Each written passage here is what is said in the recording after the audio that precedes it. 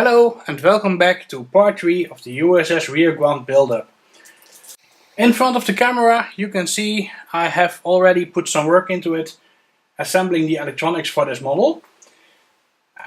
Taking the model right side up, we can see that the wings have been installed, the impulse engines are in place, and also half of the nacelles have been attached. So we're making quite good progress on this model. I am currently installing the electronics of one of the nacelles, and when I bring the model a lot closer you can see I have installed the copper PCB. Here we have the wires that go into this nacelle. I have attached the LED for the collision beacon. I have attached the green nav light, and I have installed the light for the basalt collector. What I need to do, of course, is install the blue LEDs for the chiller grills, for the warp grills, and then attach these 3 pairs of wires so that the whole nacelle can light up. What I would like to do is give you a little example of what the electronics look like as of now, so that we can get a demo of how it works.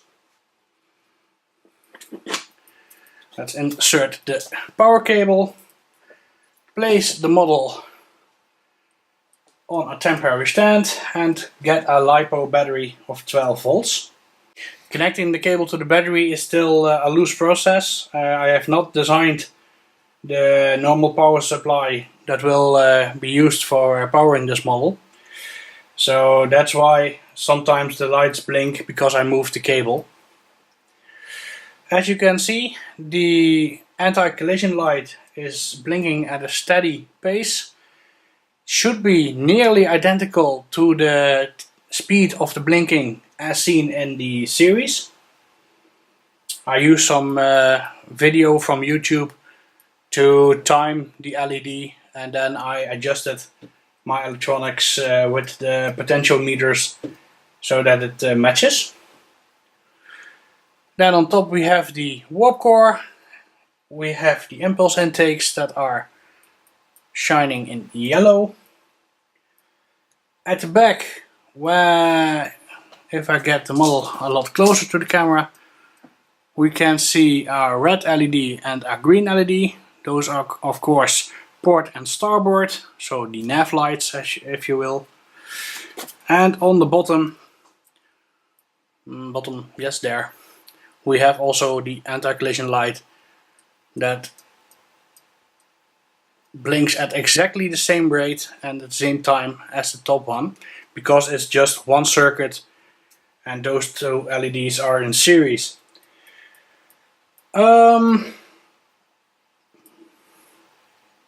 I also try to light block the impulse engines as much as possible. I made some black PLA plastic for that and inserted that between the impulse engines and the outer ring.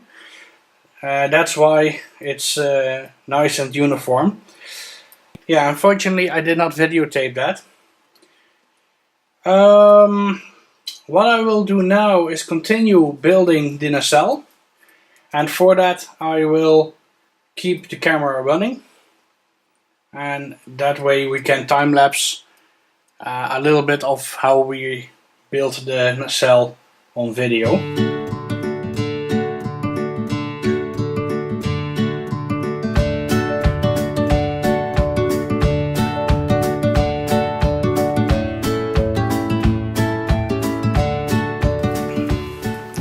One of the things that you will need to decide on yourself is if you want to use normal LEDs for the warp effect, for the blue light, or a sanded down LED.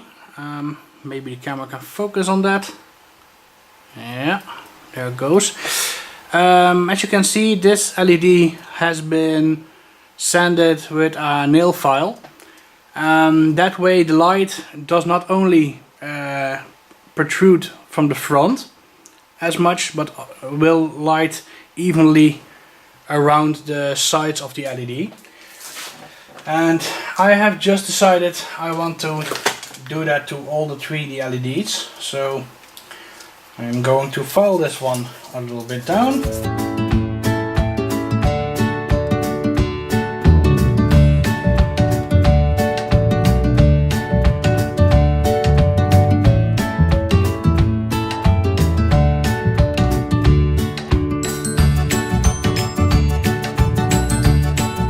Oh, now we have it.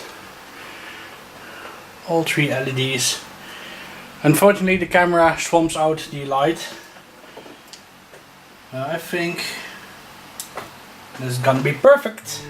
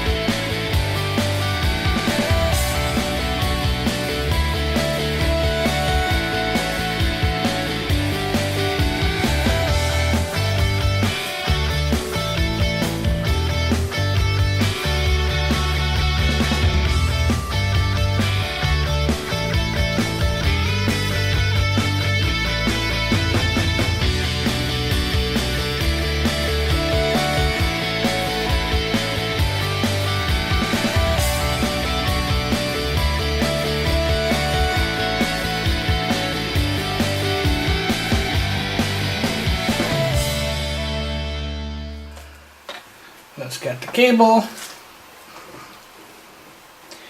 and power it up, shall we?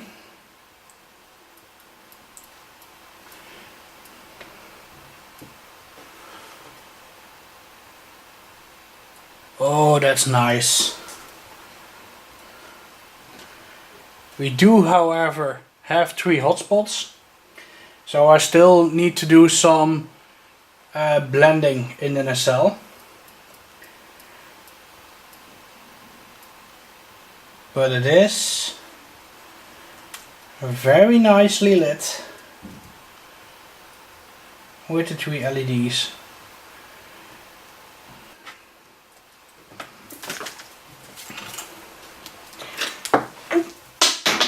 And there goes the basalt collector. Oh, and there goes the camera. And it all goes to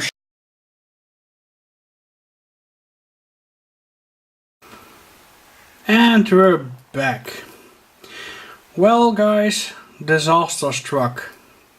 In building the second nacelle, I tried to test if I had connected the back collision light correctly. When connecting up the model, I saw that the new light connected did not blink. Checking the connections to make sure if I had put one wire on the wrong soldering place, but no, everything was correctly connected. Turns out my other front collision lights, so that one and on the top of the model, did also not work anymore. And that got me thinking, what did I do wrong? Well, what I did wrong happened a few minutes before I connected this LED.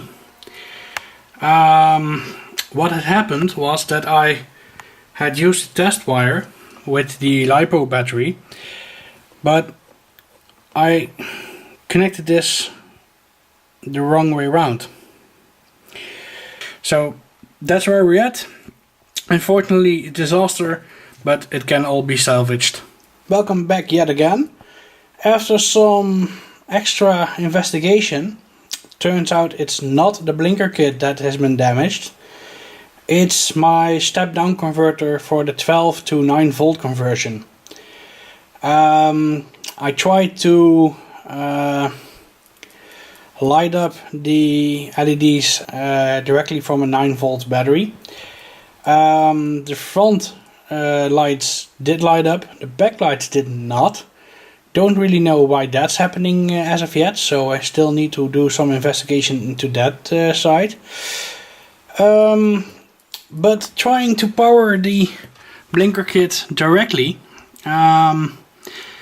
also resulted in a not working circuit. So I disconnected my own 4 lights, tried to reattach the original LED from the blinker kit, but it didn't work. And funny thing I saw was that also my nav lights, and this one is not connected because the wires are still hanging loose, but that side and the main back side both were not turning on. Hooking up a battery directly to the LEDs did turn them on, so that leads me to conclude that the 12 volt side is working. That's why the blue lights and the red light from the basalt collectors and the warp core are lighting up, but everything that is powered on 9 volts, so the nav lights and the blinker kit, do not turn on. So it's not going to the store to get a new blinker kit, but it's going to the online store and get a new voltage regulator. Yay. And yet another small update. Turns out I connected these 2 wires wrong. That's why the back lights were not lighting up when directly powered from a battery. So like you can see now, or at least now,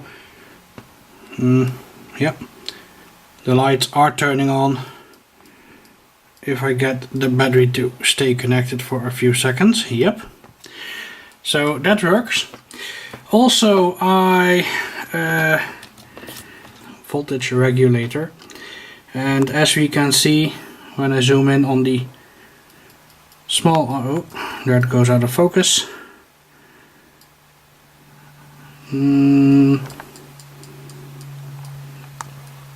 There we are again. Well, maybe you can see the chip is very shiny, and when you smell it you will know the magic smoke escaped. So that part needs to be replaced, or I can redesign the electronics and run the entire model of 9 volts. The only thing what will happen then is that the blue lights from the warp core, the blue lights from the nacelles and the red lights from the basalt collectors will be lit a little bit less brightly than normal on 12 volts. So that's a decision I am going to have to make, and for now I do not really know what I want to do. Because that also, of course, depends on what adapter I want to use with this model. So when I have decided what I want to do, I will be returning for this video.